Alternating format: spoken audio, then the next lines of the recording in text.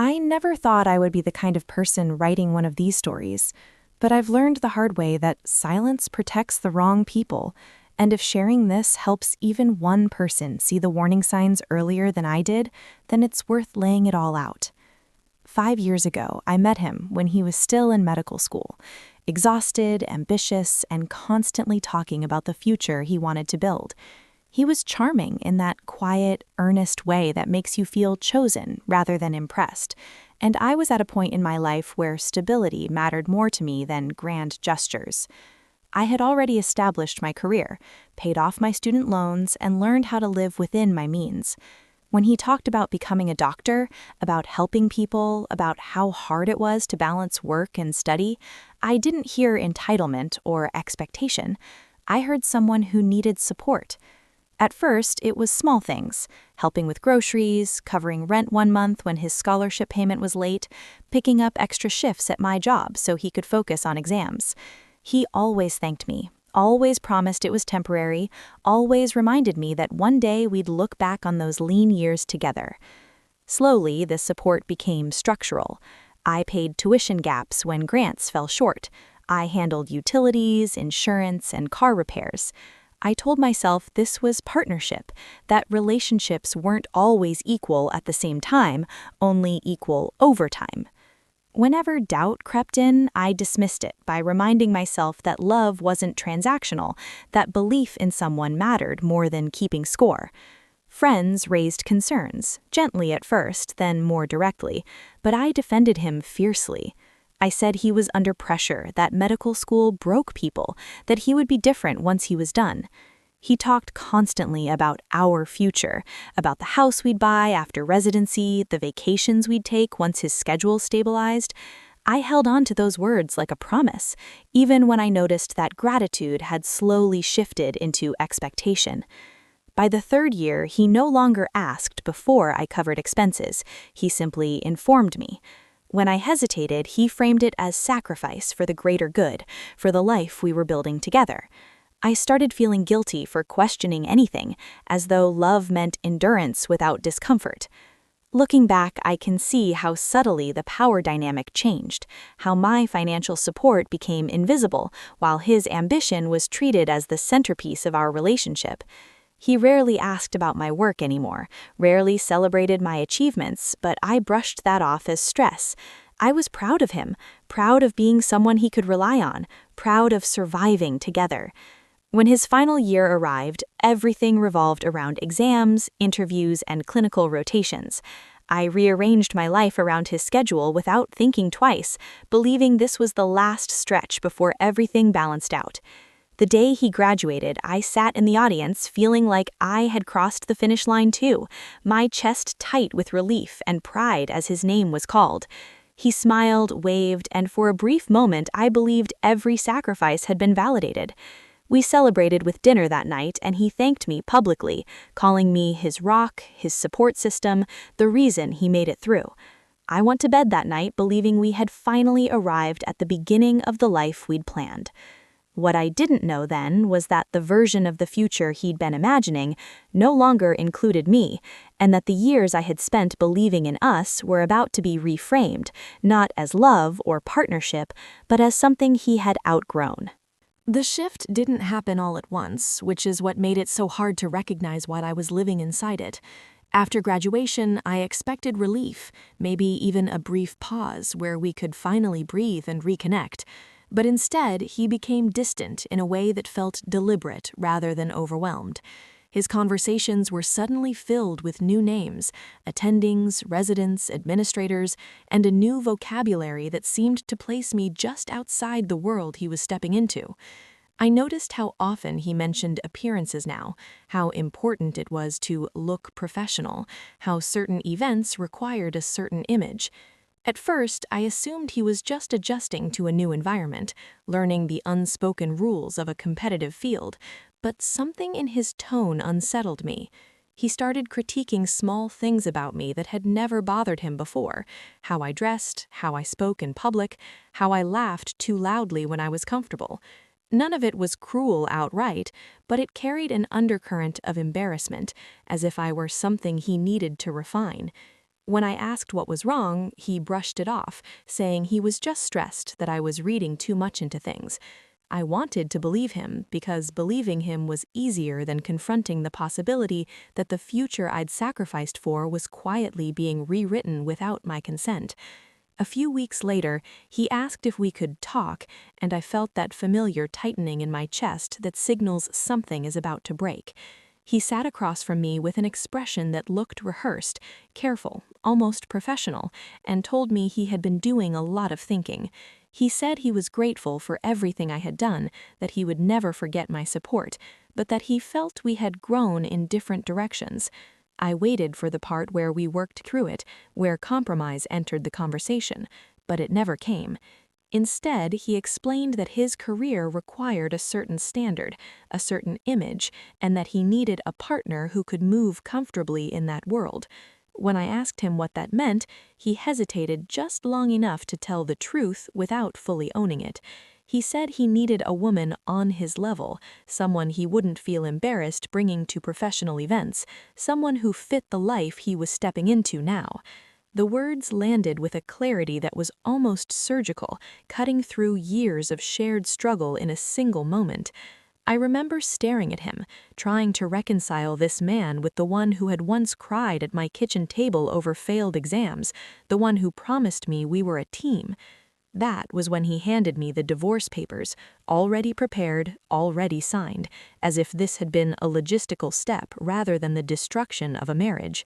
He thanked me again, actually used the word thanked, and said he hoped I understood that this wasn't personal, that it was about growth and alignment. I felt something inside me go very still, like my body was bracing for impact while my mind scrambled to keep up. I asked him if any of what we built together had mattered, if the years I carried us financially, emotionally, practically had meant anything at all.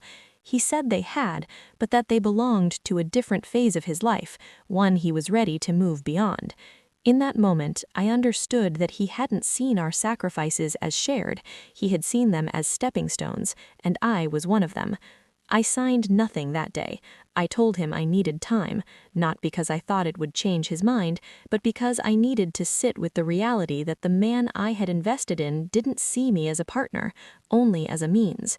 After he left, the apartment felt unbearably quiet, every object suddenly loaded with meaning. The couch I had paid for, the desk he studied at, the framed photos from years we now disagreed on the meaning of. All of it felt like evidence in a case I hadn't known I was arguing. That night, I cried not just for the marriage ending, but for the version of myself who believed that love and loyalty were enough to protect her from being discarded once she had served her purpose. In the days after that conversation, I moved through my life like someone inhabiting a borrowed body, doing what needed to be done while feeling oddly detached from it all, as if the shock had wrapped me in a layer of numbness that protected me from fully collapsing. Practical realities surfaced quickly because heartbreak doesn't pause bills or schedules, and in some ways that was a blessing. I gathered documents, reviewed bank statements, and began to understand just how intertwined our lives had become, not just emotionally, but financially, and how uneven that entanglement truly was. I saw clearly for the first time that while my income had consistently flowed outward to support him, his had never been intended to circle back to support me. Friends checked in, some furious on my behalf, others stunned into awkward silence, unsure how to respond to a story that felt too calculated to be accidental. The most painful reactions came from people who tried to soften the blow by reframing it as ambition, as though his success somehow justified the way he exited my life. And I realized how deeply society normalizes the idea that women's contributions are temporary scaffolding rather than part of the final structure. He began messaging me about logistics almost immediately, asking about timelines and paperwork with a level of efficiency that made it clear he had emotionally exited long before he informed me. There was no visible guilt, no acknowledgement of imbalance, only a polite insistence that we handle things like adults, which translated into me absorbing the emotional fallout quietly so his transition could remain smooth. At one point, he asked if I would be willing to delay proceedings so it wouldn't complicate his onboarding, and that request, more than the divorce itself, crystallized something inside me. It became impossible to ignore the pattern. My needs had always been negotiable, his non-negotiable. I stopped responding immediately, not out of spite, but because I needed to reclaim space that had never truly been mine. In that silence, I began to reflect on how subtly I had been trained to minimize myself in the relationship, how often I had equated support with self-erasure, believing that love meant being useful. I saw how praise had replaced reciprocity, how gratitude had been offered instead of partnership, and how I had mistaken verbal appreciation for real investment. As these realizations settled, anger finally surfaced. Not the explosive kind, but a steady, clarifying anger that cut through the fog of grief. I contacted a lawyer, not to punish him, but to protect myself, and even that step felt radical, as though choosing my own interests required justification. When I informed him I would be seeking legal counsel, his tone shifted, becoming defensive, almost wounded, as if my refusal to quietly comply had violated an unspoken agreement. He reminded me of how much pressure he was under, how stressful this period was for him, and for the first time, I didn't rush to soothe him. I told him calmly that my support had not been a loan to be repaid with abandonment, and that while I couldn't force him to stay, I would not allow my contributions to be erased or reframed as charity. That conversation marked a turning point because it was the first time I felt myself standing fully in my own experience rather than trying to accommodate his. Alone in the apartment afterward, I began the slow process of separating my identity from the role I had played for years, the role of supporter, stabilizer, background presence.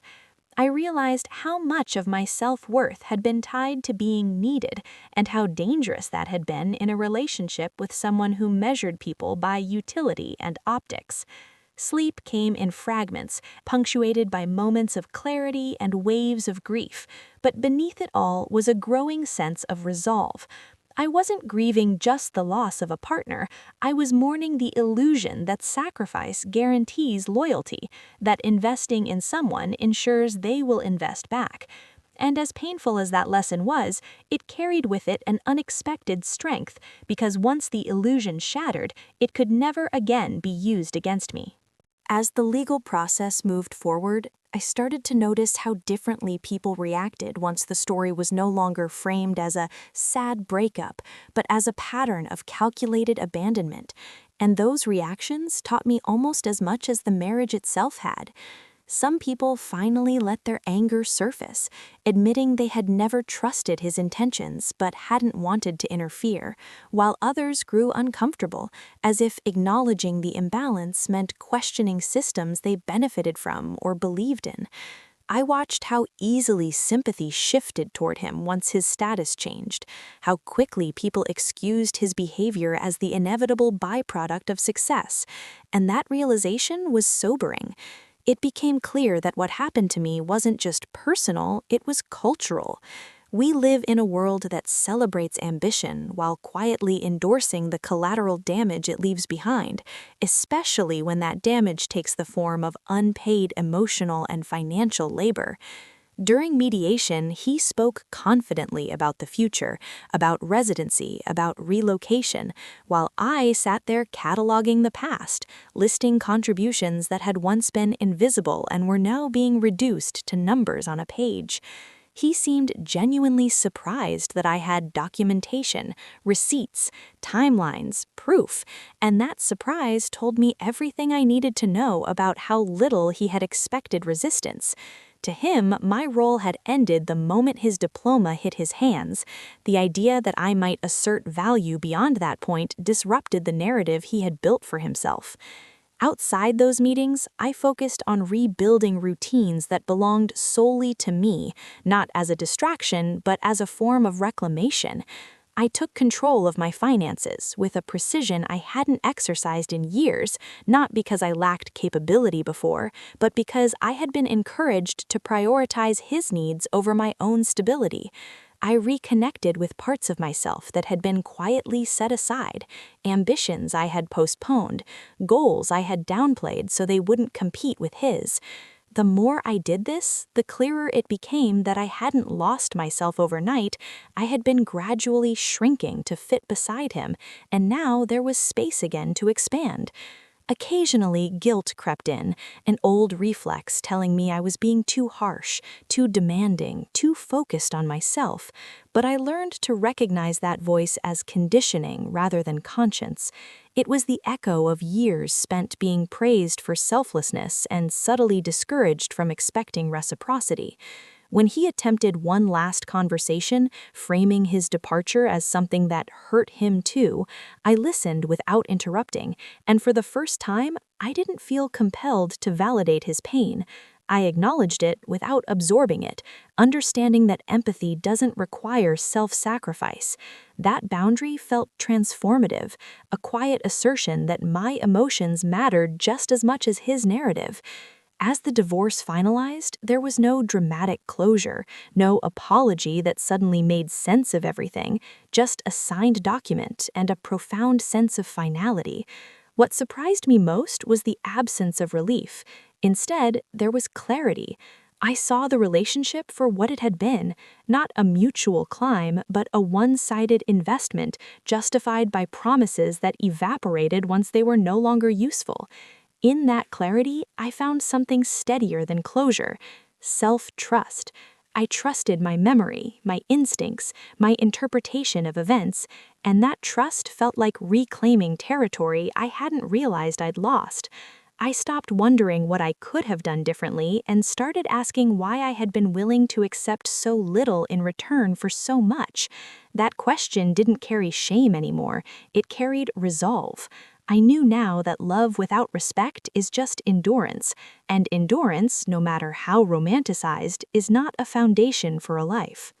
After everything was finalized, I expected to feel empty, but what actually settled in was a quiet, unfamiliar sense of autonomy that felt both liberating and disorienting, like stepping into open air after years in a confined space.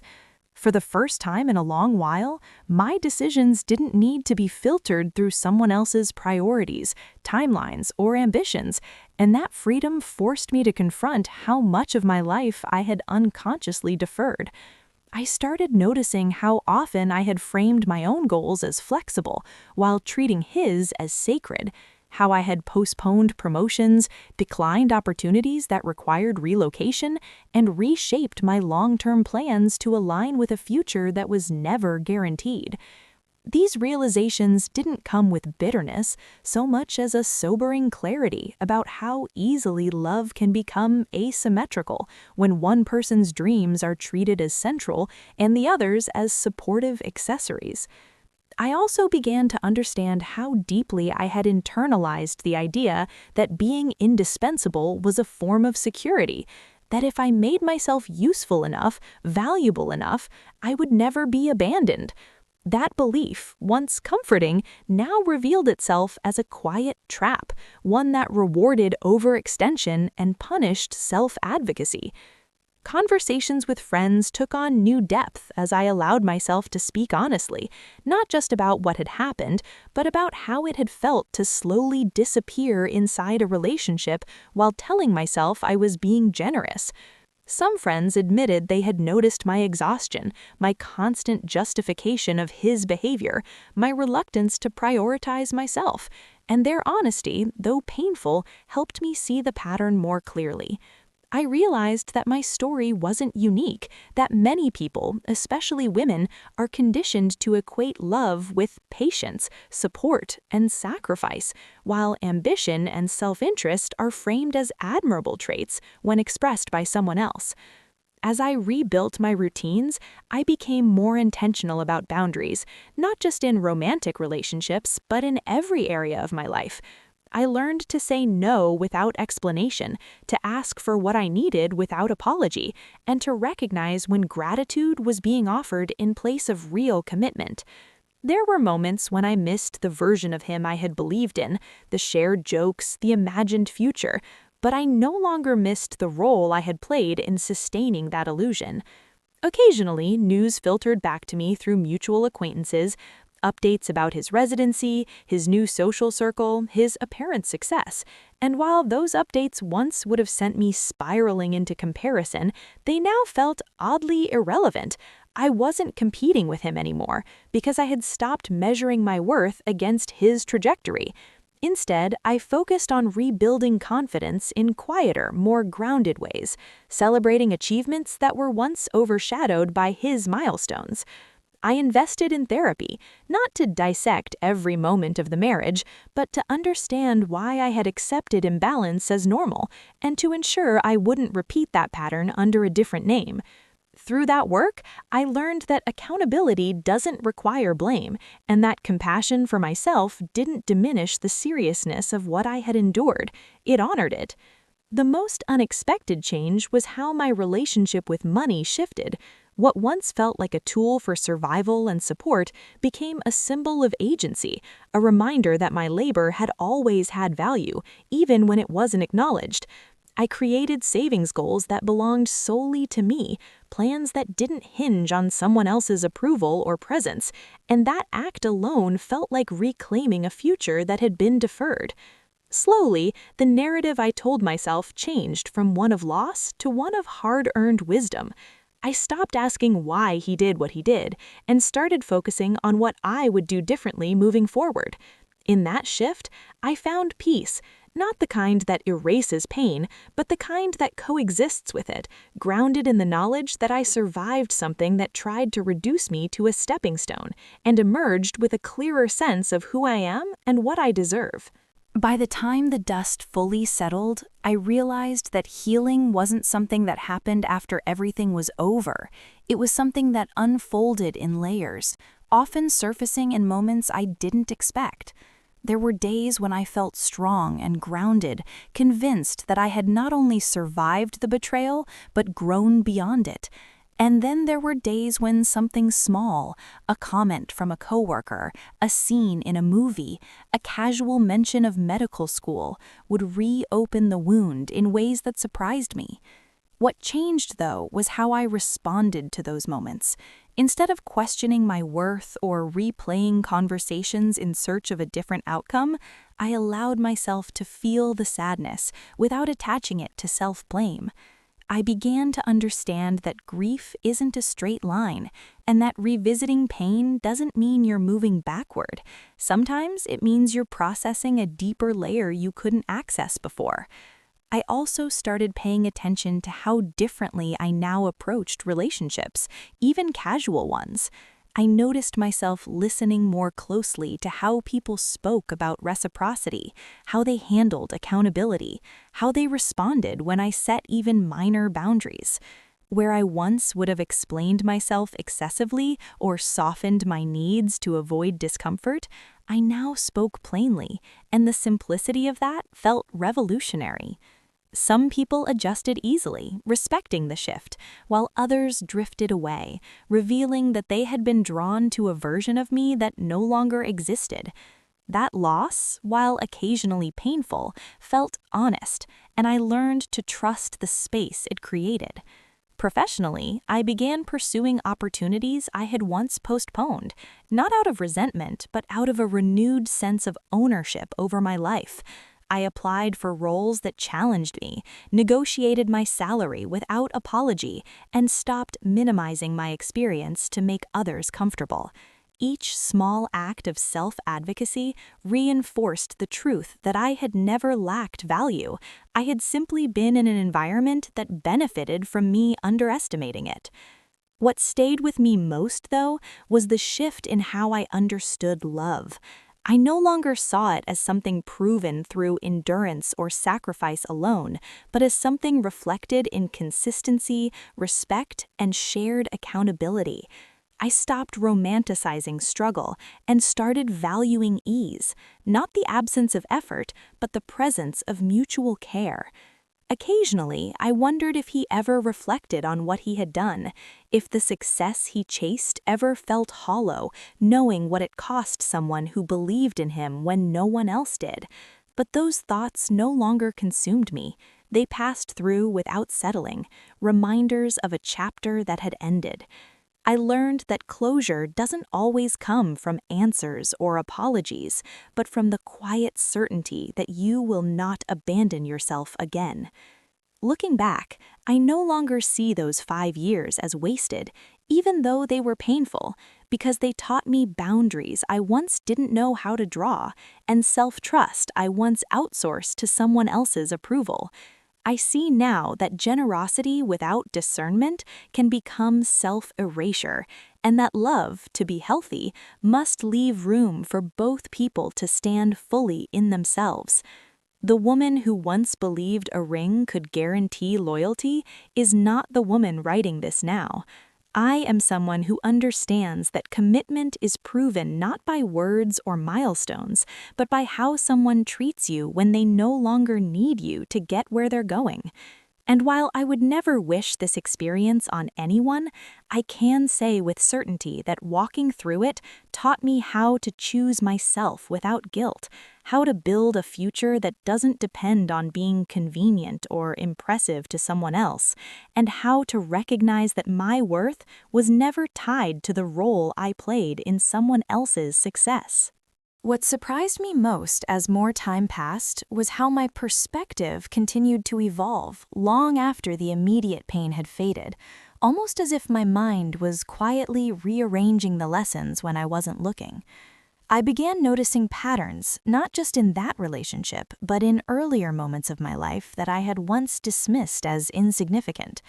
I could suddenly see how often I had been praised for being low maintenance, supportive, or understanding, and how those compliments were really rewards for my silence and flexibility. I realized how early I had learned to equate love with usefulness, how being needed felt safer than being truly known, and how that belief had made it easy for someone ambitious and self-centered to step into my life and make himself comfortable there. Therapy helped, but so did long walks alone, journaling late at night, and conversations with people who weren't invested in protecting my image of the past. I allowed myself to be honest about the anger I had buried under rationalizations for years. I stopped saying he changed and started saying he showed me who he was when he no longer needed me. That shift mattered. It returned my clarity. I no longer framed the story as a tragic misunderstanding between two loving people, but as a clear example of emotional exploitation disguised as partnership. Around that time, mutual friends stopped updating me about him, either because they sensed I didn't need to hear it or because I no longer reacted with curiosity or sadness. When his name did come up, I noticed I felt detached rather than triggered. I didn't need to prove anything anymore. I had already rebuilt my life in ways that felt solid and internally aligned. I moved apartments, not dramatically, but intentionally, choosing a place that felt like mine alone, filled with furniture I picked for comfort instead of compromise. I created routines that were mine: morning coffee in silence, evenings spent reading or learning new skills, weekends structured around rest instead of productivity. Those small choices accumulated into a sense of peace I had never known before. I also became more vocal when I saw others being taken advantage of in similar ways. Not preachy, not bitter, but honest. When younger women asked for advice, I didn't tell them to communicate better or be patient. I told them to watch how someone treats their time, their labor, and their sacrifices. I told them that love doesn't require shrinking, financing, or disappearing. Sometimes they listened, sometimes they didn't. I understood that lessons like these are often learned through experience, not warnings. One day, while organizing old documents, I found copies of tuition receipts, loan statements, and handwritten notes I had once left for him during exam weeks. Instead of crying, I felt a strange sense of closure. Those papers were proof not of my foolishness, but of my capacity to commit deeply. That capacity didn't vanish just because it had been abused. It simply needed redirection. I shredded what no longer served me, not ceremonially, but calmly, and recycled the rest. That moment felt symbolic in a way I didn't expect. I wasn't erasing the past, I was acknowledging that it no longer defined me. I understood then that forgiveness didn't mean absolving him or minimizing the harm. It meant releasing myself from the constant mental rehearsal of what went wrong. I didn't need him to regret it. I needed to respect myself enough to move forward without dragging his choices behind me.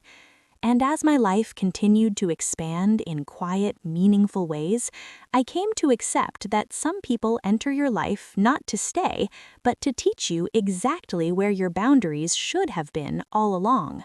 By the time I fully stepped into the life I had rebuilt, the story no longer felt like something that had happened to me, but something I had moved through, leaving behind a version of myself that no longer fit. I started seeing my past not as wasted years, but as a concentrated education in discernment, boundaries, and self-worth, lessons I had paid for dearly, but now carried with authority. Opportunities began to appear in subtle ways, not dramatic rescues or grand reinventions, but steady progress that felt earned rather than borrowed. I advanced in my career because I had energy again, because I was no longer funneling my resources, time, and emotional labor into someone else's ambitions. I made decisions without needing approval, traveled without coordinating schedules, and invested money into my own growth with confidence instead of guilt. People around me noticed a difference in how I carried myself, quieter but firmer, less accommodating and more intentional. I no longer rushed to explain myself or soften my opinions to make others comfortable. When I entered new relationships, platonic or otherwise, I paid close attention to reciprocity. I noticed who showed up without being reminded, who listened without waiting to speak, who respected my time without expecting access to it. I learned to pause instead of overgiving, to let silence reveal character. It was uncomfortable at first, resisting the urge to prove my value through sacrifice, but over time it became natural. I no longer felt compelled to rescue potential or invest in people who were still explaining why they weren't ready to be decent. The contrast between who I had been and who I was becoming became especially clear the day I ran into him unexpectedly at a professional event. There was no confrontation, no dramatic exchange, just a brief, polite acknowledgement. He looked surprised, then uncertain, as if he had expected me to still be standing where he left me. I realized in that moment that I no longer needed him to see my success for it to be real. His opinion had lost its weight. Walking away from that interaction felt lighter than any closure conversation ever could have. Later that night, I reflected on how power shifts when you stop needing validation from the person who wronged you. I understood then that the real victory wasn't his regret or public recognition of what he had done, but my internal alignment, the way my actions finally matched my self-respect. I stopped framing the divorce as something that had been done to me and started acknowledging it as the moment I was forced to choose myself without compromise. The memory of supporting him through medical school no longer made my chest tighten. Instead, it reinforced my understanding of my own strength and resilience. I had survived betrayal without becoming bitter, loss without becoming smaller, and disappointment without losing faith in myself. That mattered. Over time, I shared my story selectively, not as a cautionary tale drenched in pain, but as an honest account of misplaced loyalty and earned clarity. It resonated with more people than I expected, particularly those who had been quietly carrying similar burdens. I realized how many women had been taught to pour endlessly into others while postponing their own lives, waiting for gratitude that never came. That realization fueled a sense of purpose I hadn't anticipated. I didn't need revenge, validation, or reconciliation to feel complete. I needed integrity, peace, and a future built on mutual respect. Standing firmly in that truth, I understood that while he walked away with a diploma and an inflated sense of entitlement, I walked away with something far more enduring: self-trust. And that, more than anything, ensured that no one would ever have the opportunity to diminish me in the same way again.